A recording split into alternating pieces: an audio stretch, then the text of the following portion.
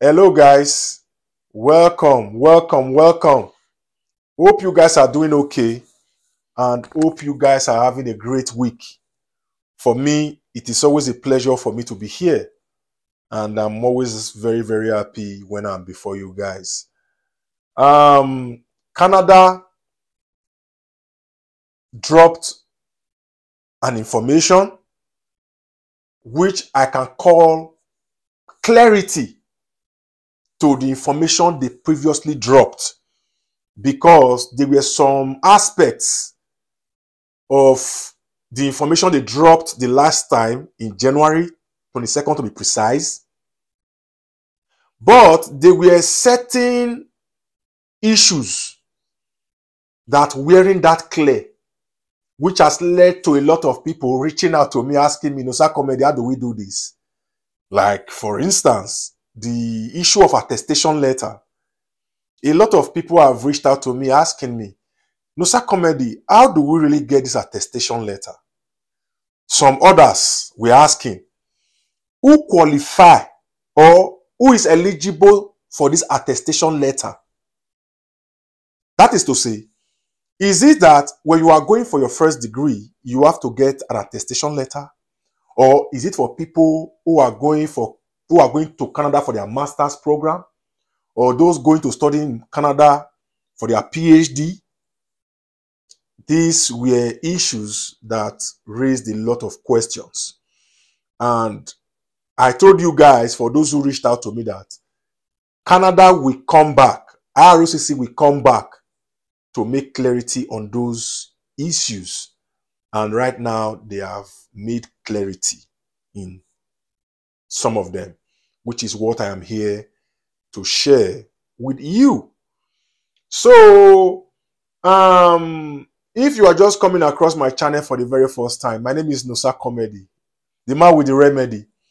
Many of my fans call me Noxa from the source. That is because I have been able and still able to bring information to you directly from the source.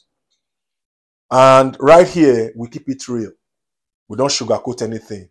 We say things the way they are.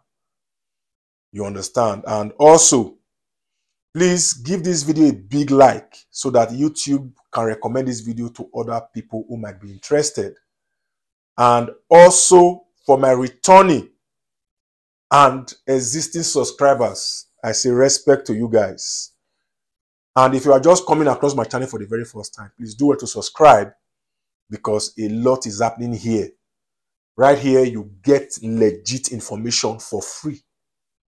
All you have to do is, please share this video to others, give it a big like, and subscribe. So let's go into this video proper now and really see the changes. The changes are really 5 key changes, just 5. So let me run through them, and you know how we do, right? To make it clear. So when I read, I break it down to you so that you can really understand. So the first one here, increase in cost of living. So everybody, let me not say everybody, a lot of people know this. Initially, the cost of living was 10,000 Canadian dollars. Right now, it has been increased because of inflation to 20,635 Canadian dollars a year. That is cost of living expenses for one international student, aside tuition and travel expenses. That is what they say will cost you to live for 1 year in Canada. So that is one. So the next one, cap on number of international students coming to Canada. Let me read and I break it down.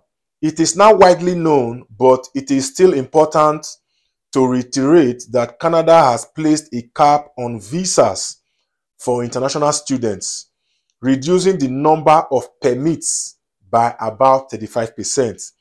Canada will not accept more than 606,250 in 2024, with the intention of granting only 360,000 new study permits this year. So now, before applying ensure you know about the cap. I have said this in my previous videos. So that is the second one. So now, let's see. Exemption. This cap on the number of international students does not include: 1. New study permit applications or extensions from within Canada. 2. Does not include, I read the first one, does not include that one. Then does not include 2. Study permit applications to study at the primary school or secondary school level. Does not include, number 3, study permit applications to study in a graduate degree program at the master's or doctorate level. Let me read again so that you understand though. Exemption. This cap on the number of international students does not include new study permit applications or extensions from within Canada. 2. Does not include study permit applications to study at the primary school or secondary school level. 3. Does not include study permit applications to study in a graduate degree program at the master's or doctorate level. That's 2. Then the third one, which is the one a lot of people have reached out to me about, that is new provincial attestation letter. Yes. So this one, it is very, very important. So let me read and I will break it down to you, because this one, people need clarity on this. So now this is the third one. Most of the new study permit applications submitted after 8:30 a.m. EST Toronto time on January 22nd, 2024 need to provide a provincial attestation letter from the province or territory where they plan to study. I will repeat that part because it is very, very important for you to know before I will break it down. Most of the new study permit applications submitted after 8:30 a.m. EST Toronto time on January 22nd, 2024 need to provide a provincial attestation letter from the province or territory where they plan to study. The process of issuing provincial attestation letter at the provincial or territorial level is yet to be developed.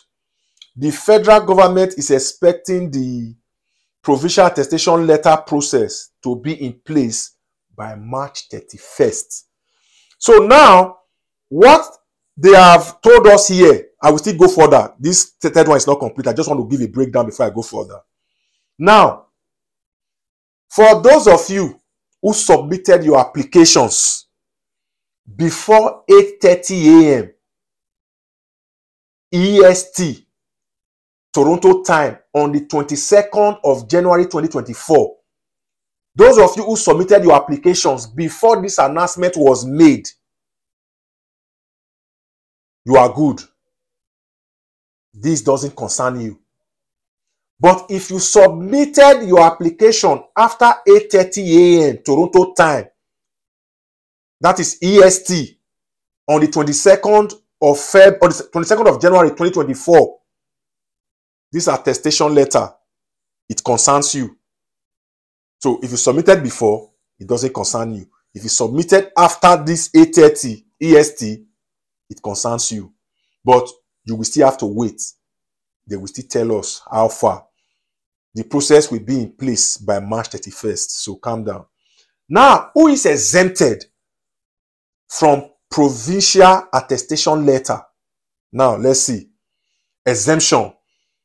This provincial attestation letter requirement for new study permit applications is not applicable if you are applying. 1. If you are applying to study in a preschool, primary school, or secondary school up to grade 12, provincial attestation letter doesn't concern you.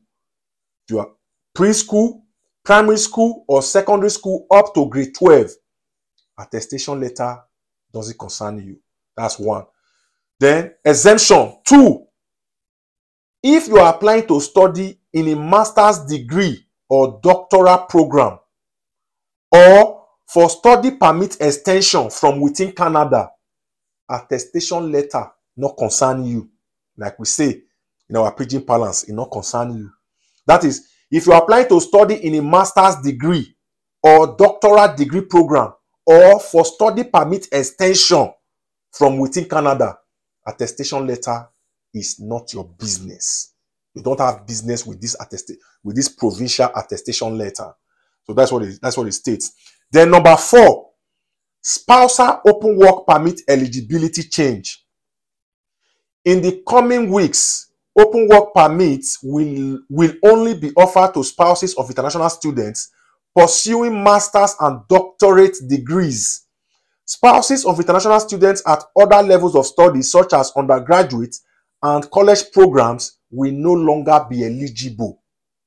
That one is clear.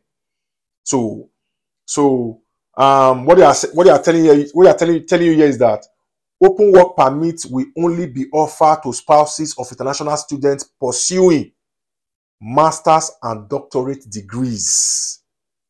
Chikina, so for those going for their bachelors, your spouse will not be eligible for open work permits. Now, who can get an open work permit?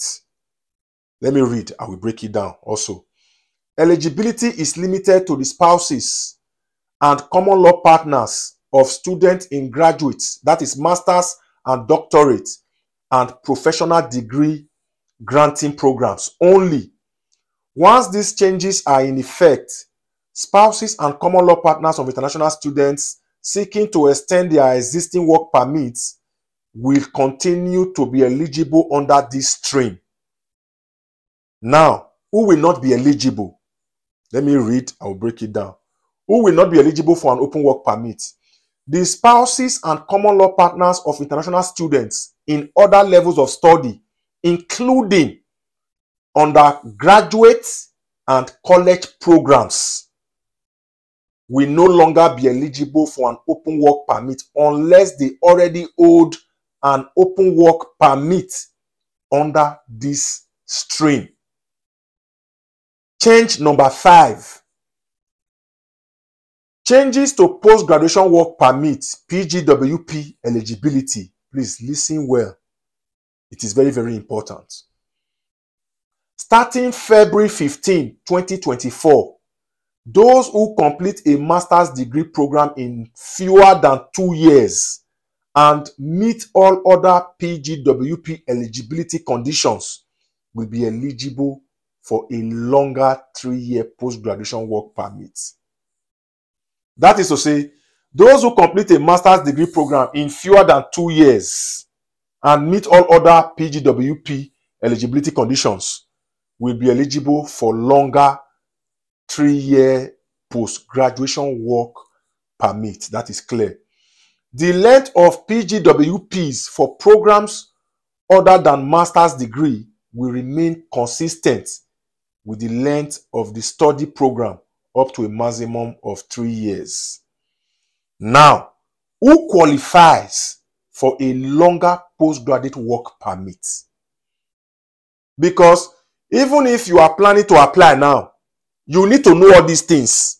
It will help you plan your destination. All this information I'm dropping here concerns you if you want to go and study in Canada.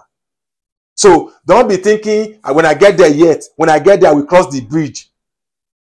No, now, because sometimes if you don't plan well from this starting, from this beginning, see, correcting it later, it is difficult. So pay attention. Who qualifies for a longer post-graduation work permit? Graduates of at least 2-year programs in PGWP qualified approved learning institutions, as well as graduates of master's degree programs lasting fewer than 2 years are eligible for a 3-year postgraduate work permit. So, guys, That is what it is. So I will see you guys in my next video.